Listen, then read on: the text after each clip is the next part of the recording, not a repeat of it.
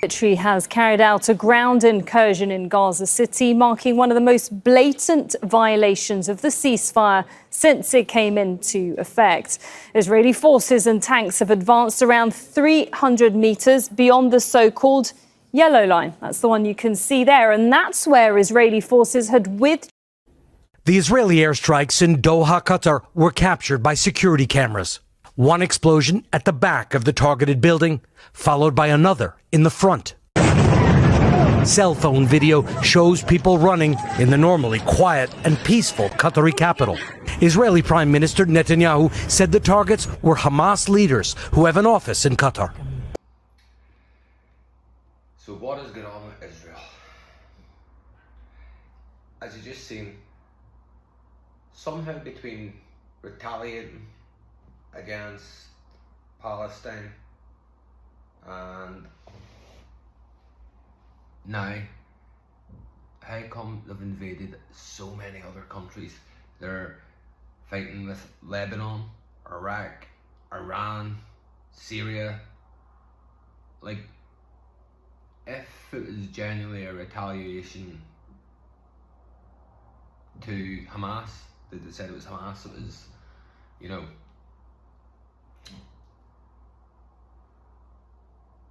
and not the Palestinian people or a state, then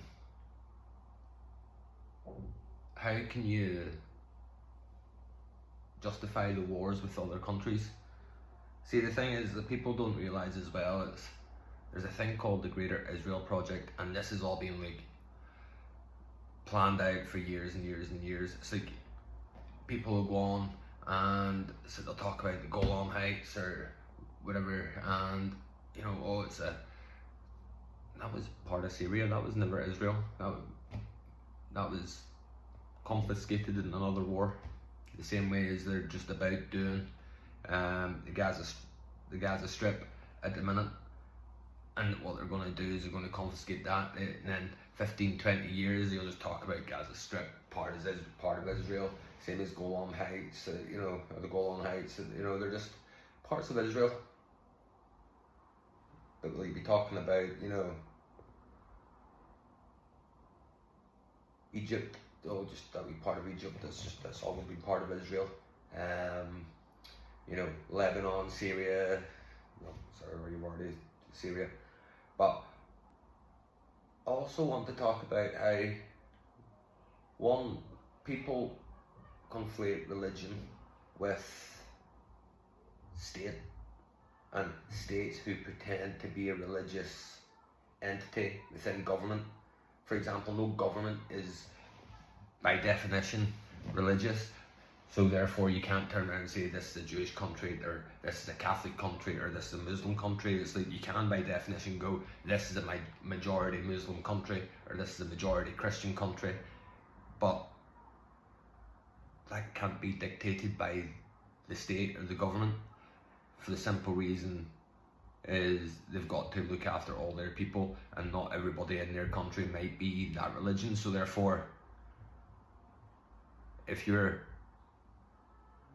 Jewish Israeli government, there's Muslims live in, you know, Israel, believe it or not. Another thing you won't see in the news, there's also been 800,000 people who were protesting their government and all in Israel. So not even everybody who's Jewish agrees with the Israeli government. So that's why, to me, it's very much a geopolitical game. It's a game. They've got the Greater Israel Project there that's been spoke about for years and years and years, and they're just going about setting that up where they can take. It's amazing that there's nowhere on Israel's Greater Project that's just irrelevant. A nice piece of space for people to live. No, it's all oil and it's all minerals and gold, and again, it's that you're coming into electric cars and stuff like that there, so it's like you're going to be looking for your uranium and, you know, lithium and, you know, it's other fumes, you know, so you're going to be looking for all that sort of stuff. And it's like guaranteeing you, when you look on the Greater Israel Project list of countries of where the map would more or less take, then I guarantee that's a very rich area in terms of oil, gold and stuff like that there. So why are people now falling into the trap that this is a religious thing, or it was promised to them 3,000 years ago? But so everybody will admit through history that they weren't ever there 3,000 years ago. They weren't there until 1945 because nobody wanted those people in their country. Now again, it's not all the people you're talking about brandishing everybody that just happens to be Jewish with, you know, again, it's a very small sector, a type of Jew, you know. So everybody will even take the piss out of Tommy Robinson for being a Zionist, and the definition of a Zionist is just to believe Israel has the right to exist. I don't, but that's only because I don't believe any country has the right to exist. Man-made borders on a map, given a name, given the stuff like that there, that's people inventing a way to fight, to have wars, you know, that's territorialism and stuff like that there. And when me as a person doesn't be born, grow up and be given some land and a house and stuff like that there, you don't give a fuck what happens in somebody else's land, you know what I mean? Because if we're not all growing up being given land and being able to live off the land, or at least live from the land, then that means the government's taking control of the land. So you see it here, like, how many times do you go down the street and you used to park there all the time, but all of a sudden now it's got a wee parking meter and you have to pay. How can the government take control of the land that you've already paid for through taxes to, like, pave the road? And so you pay for all the roads, you pay for them to build all the parking, and then you have to pay for them to park. You know, that's the exact same thing that Israel's doing. And then you've got all the things like 9/11. Israeli soldiers were found there on 9/11 pretty much at the time of, you know, the plane sinking. How's that possible? There were Israeli soldiers there to help out and stuff in the aftermath.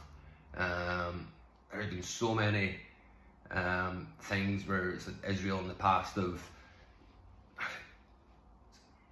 it's hard to explain. Israel's an American state in the Middle East, but the American president is beholden to Israel. It's like, I'm pretty sure as well, it's that when the American president, when he takes office, he also has to pledge to Israel. So when you see everybody kissing the wall and stuff like that there, and you're going, why is he doing that? And it's in the contract. Is you have probably less formal, well, I think everything's less formal and fucking shagging a wall, but things with China, if Hong Kong invade China, or if China invades Hong Kong, America's contractually obliged to send help and aid and not let China just attack Hong Kong. It's contractually obliged, the same way in America they're contractually obliged to, like, shag walls, I think. Yeah, I don't know, you know what I mean? It's like whatever the Jews want at this point. I think that's, you know. And then on top of that, so you've got like Benjamin Netanyahu, like, they're all weird characters. So they're all European Jews. None of them are like from the Middle East. They've all changed their names.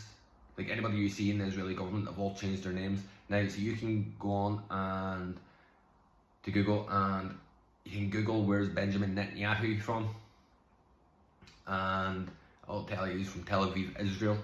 You can Google what's Benjamin Netanyahu's real name, and I'll tell you his real name, and then it tells you he's from Ukraine.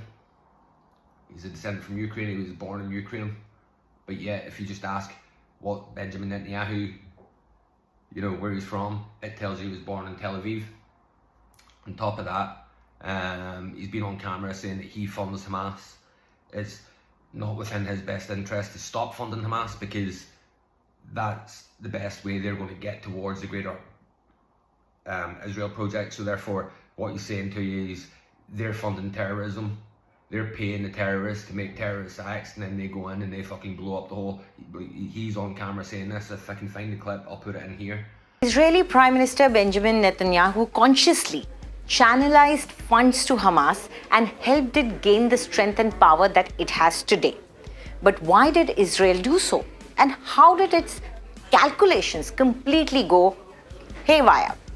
Well, Benjamin Netanyahu's government worked with the singular purpose of trying to prevent the formation of a Palestinian state, according to experts.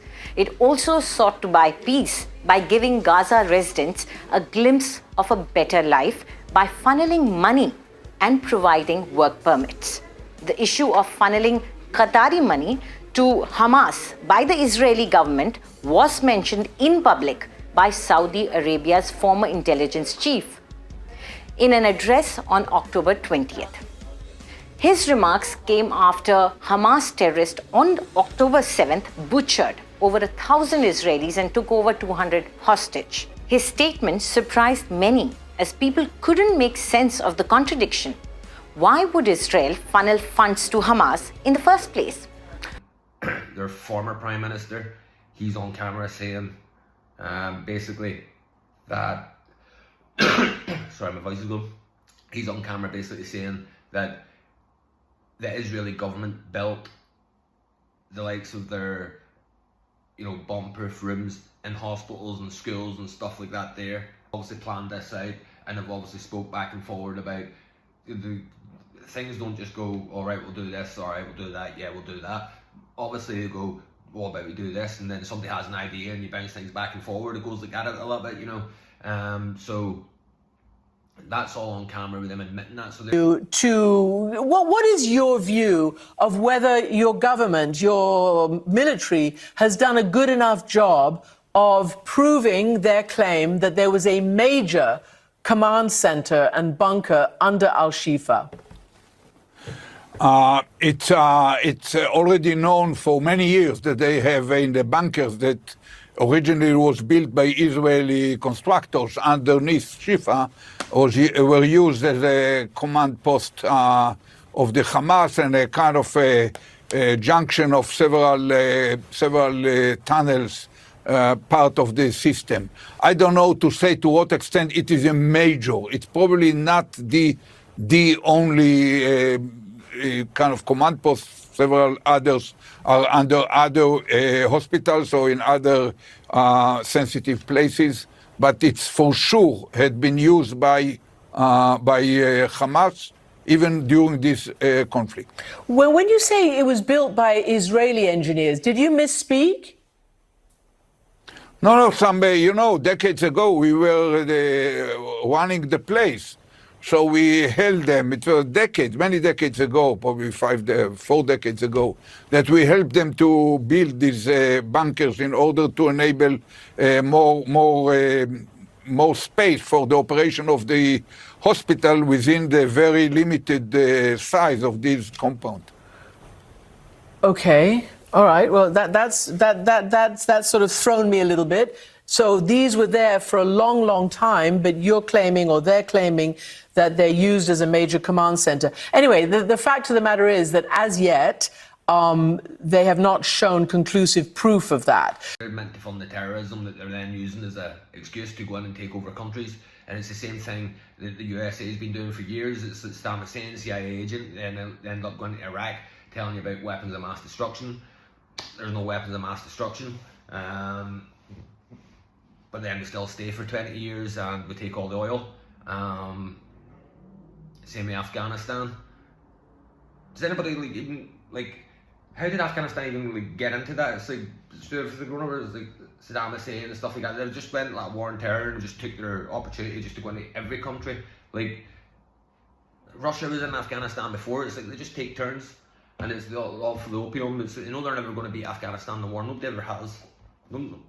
Nobody's ever beat Afghanistan in the war, and you can take the piss out of nobody's ever beat them in the war because they're not untrained monkeys. That's just what they show you on telly. It's like, Shane Gillis does a joke now about, you know, how cool it is seeing them all playing in monkey bars, because they all think that's the coolest thing ever because they've seen the Marines do it. And it's like, if you really think that this country, that Russia couldn't beat in a war, or the United States couldn't beat in a war, or nobody's ever, Iran or Iraq couldn't ever beat in a war previously, China I think tried as well, like, they're all just figuring out what the Marine monkey bars are. It's like, it's naive, it's very naive. But we took all the opium from there, stayed for 20 years, and then you've got Osama bin Laden again. He was a CIA agent, funded by the CIA. Obama was on camera saying that basically what we've done is we've funded ISIS and all. Was moving too slowly, but the fall of Ramadi has galvanized the Iraqi government. So with the additional steps I ordered last month, we're speeding up training of ISIL forces. Including volunteers from Sunni tribes in Anbar province. They have a bunch of dishonest people. They've created ISIS. Hillary Clinton created ISIS with Obama. Created with Obama. Not there. So they fund the terrorist group. The terrorist group does terror, and then they declare the leader like a, you know, one of the FBI's most wanted, and then it's like, because they've got war on terror, that gives them free range to go in and do whatever they want. But I suppose what I'm really asking today is, like, when you look at the news and you see what you see regarding Israel and Palestine and all certain things, I personally think if you're taking anybody's side in any war, regardless of why it happened, you've already lost. You've already lost the whole meaning of what it is to be a human, like, essentially. I'm not saying you couldn't understand someone's reasonings, but if you're taking sides, I think you've lost now. But then, Palestine helped the Irish in the war, but Israel wasn't even a state then.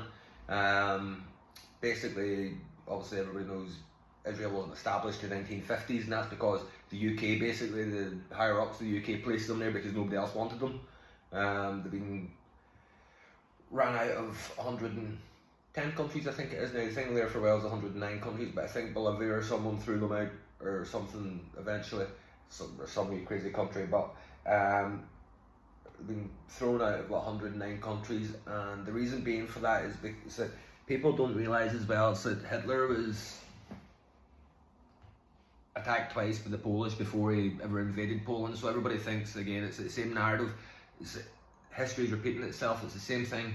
It's the same narrative that Ukraine and Russia being played at the same time as Hitler and things. So Poland attacked Germany twice, and then when Germany retaliated, it was, oh, we must invade Poland speech and all that there, and it's like, you know, the Royal Rumble happened.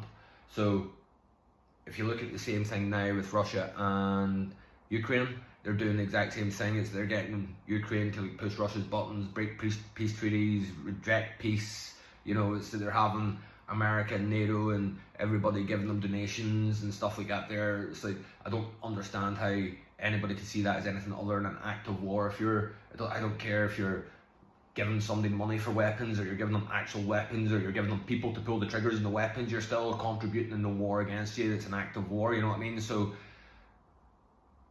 it's basically the same story you heard from World War II. So it's like people don't know as well. So Hitler would describe Berlin back in the 30s as, like, you know, debauchery and strippers and, like, basically what you'd imagine Vegas would be today, or, you know, it's like the party town and stuff like that there. So, and transgenderism, people don't realise that was about back then as well, and it was something, and it's a certain type of people that's been pushing that at the same time. It's the same people that own your schools now that's pushing it to all your schools. It's the same people that's been pushing it, and that's why they've been getting pushed out of 109 countries. It's not because 109 countries just don't like them and their big noses. I got a big nose myself, and, you know, not really in any position to talk shit. But as I said, it's been 109 countries have kicked them out, and what you're seeing now is basically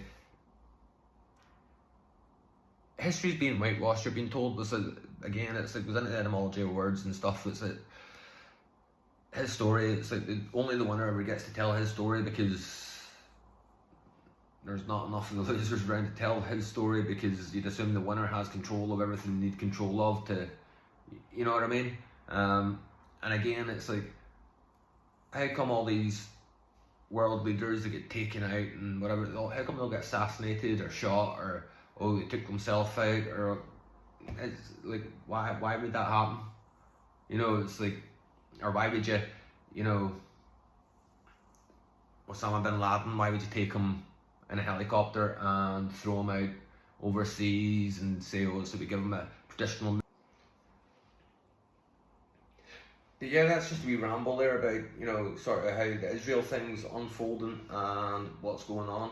Because if it was just retaliation for, you know, the attack, then they wouldn't lead them into all the other countries and stuff like that there, and they wouldn't have, you know, unwavering support from America and stuff like that there.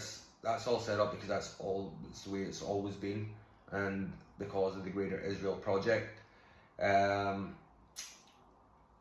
Again, it's that if there's anything I've missed out that either you believe points to the Greater Israel Project, so drop in the comments, and I'll get back to you. And even if there's anything you don't believe that I've missed out, if I've not been able to find the actual evidence for, you know, what I'm saying, as I said, it's like pretty much everything I'm saying I'm going to try and get into the video as well. But come on, leave a comment, and so we'll exchange ideas. As I say, that the idea of the channel is to hopefully go back and forward and find out what's right, because what I know at this point is we're being lied to, and everything you're doing, it's like that's another wee thing on the channel, is how the world's a stage, and it clearly is. There's clearly so many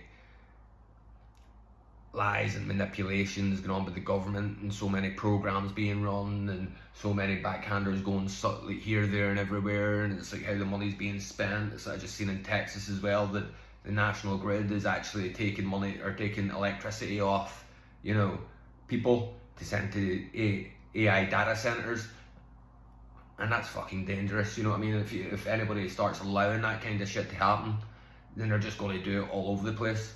So yeah, like, comment, subscribe. Comment down below if there's anything I've missed out, you agree with, you don't agree with. Let us know and we'll get back to you, okay? Have a good day.